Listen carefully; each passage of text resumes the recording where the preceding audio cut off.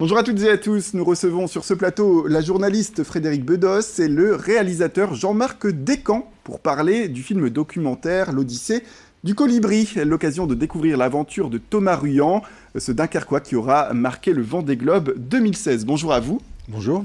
Bonjour Xavier. Bonjour, merci d'être avec nous. Donc c'est la première fois, on le rappelle pour cette aventure, qu'un navigateur de cette course a pris la mer, non pas sous l'étiquette d'une marque, mais celle d'une ONG. C'est la vôtre, Frédérique Bedos. Parlons avant toute chose peut-être de cette ONG qui s'appelle, on le rappelle, le projet Imagine. Oui, alors le projet Imagine, c'est une ONG d'information. Alors vous savez qu'il y a 10 millions d'ONG dans le monde, on est la seule ONG d'information. Alors, ça veut tout dire sur le positionnement très original. L'idée, c'est de profiter de la puissance de frappe des médias pour diffuser à grande échelle de l'espérance et donner l'envie d'agir à chaque citoyen pour bâtir un monde meilleur. Et une fois qu'on a donné l'envie d'agir grâce à nos films, qui mettent très souvent en valeur les héros humbles du monde entier, ces hommes et ces femmes qui font des choses exceptionnelles au service d'un monde meilleur, et bien après on les accompagne vers l'action dans des programmes dans les écoles, dans les villes, dans les prisons, dans les entreprises. Et peu à peu, eh bien, émerge un grand mouvement d'action. Eh bien justement, comme vous le dites, vous mettez en avant ces grandes figures. Et justement, pour l'Odyssée du Colibri, Thomas Ruyant, je vous propose tout de suite, pour le téléspectateur qui nous regarde, de voir un extrait de ce qui les attend avec ce film documentaire. Le Cap Lewin, c'est passé, il n'en reste plus qu'un, le Horn. Aujourd'hui, dans ce projet, 180 entreprises, je crois, et 1200 particuliers. Bon, bah là, c'est la grosse galère. Donc, j'ai une énorme boîte d'eau. J'ai bouché le trou là avec un ciré pour l'instant. Voilà, putain, la galère. Je sais que je suis pas tout seul. Vous êtes derrière et vous poussez derrière, donc merci pour ça. Je suis un peu tendu en ce moment là. Ce qui m'inquiète un peu, c'est la trajectoire pour sortir de ce boulet entre la zone des glaces et la Nouvelle-Zélande.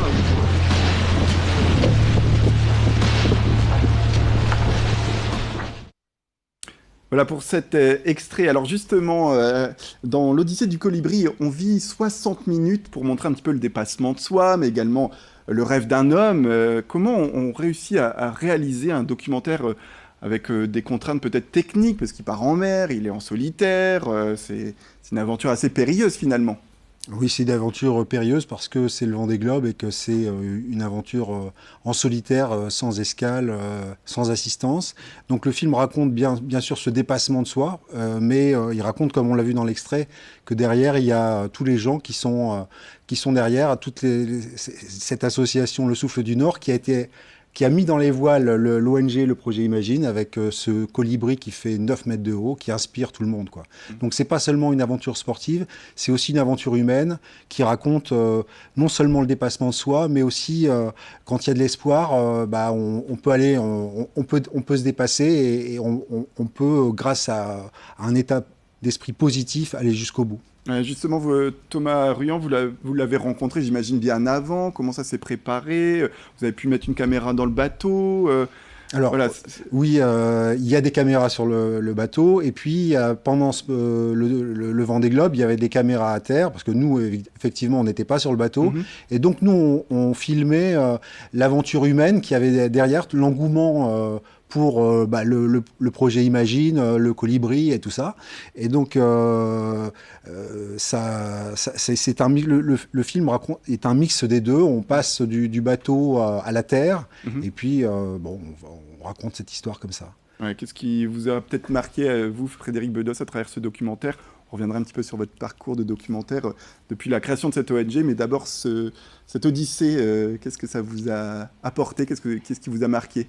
En fait, ce qui est magnifique, c'est que cette aventure humaine qu'est le Vendée Globe, c'est l'allégorie, la métaphore parfaite des messages qu'on essaye de faire passer. C'est-à-dire, l'idée, c'est pas de vendre du rêve. Dans la vie, on a forcément des épreuves, on a des choses à surmonter chaque jour, des défis qui se présentent à nous.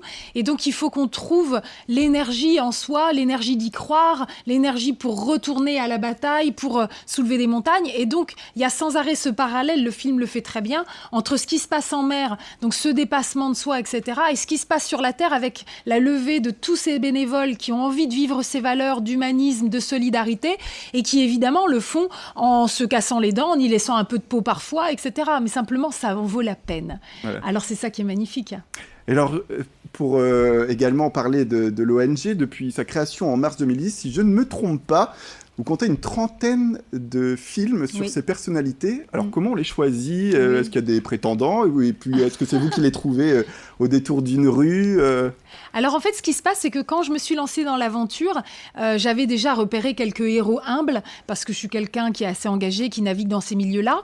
Mais dès que j'ai commencé à diffuser les films, les portraits de ces héros, les tout premiers, le public a compris tout de suite le principe.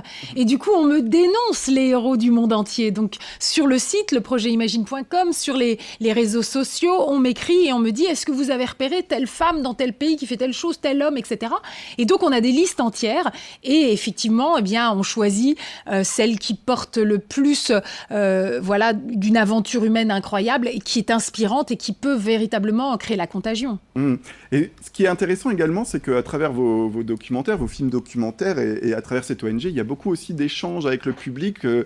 Vous ne les proposez pas qu'au cinéma, il y a aussi des questions-réponses. C'est important aussi d'aller au-delà des explications à travers le grand écran. Il faut aussi aller à la rencontre pour donner des précisions. Pour moi, c'est très important vraiment d'utiliser la puissance de frappe des médias en se disant qu'on a besoin d'un changement d'échelle en termes d'engagement sur le terrain. Si on veut changer le monde, si on veut rêver d'un monde plus juste, plus durable, il faut vraiment changer les comportements.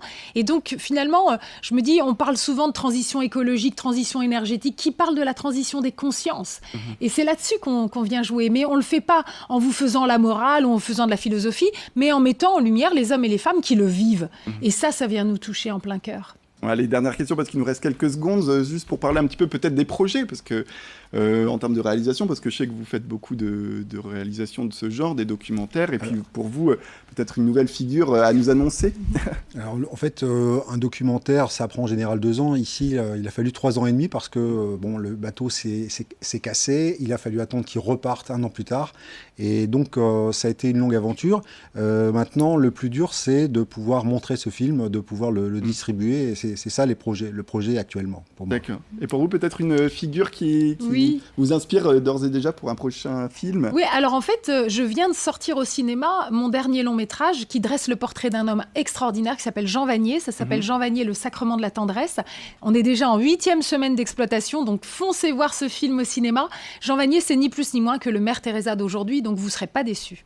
Très bien, merci beaucoup à vous deux d'être venus sur ce plateau pour Merci. parler, je le rappelle, de ce film documentaire, L'Odyssée du colibri.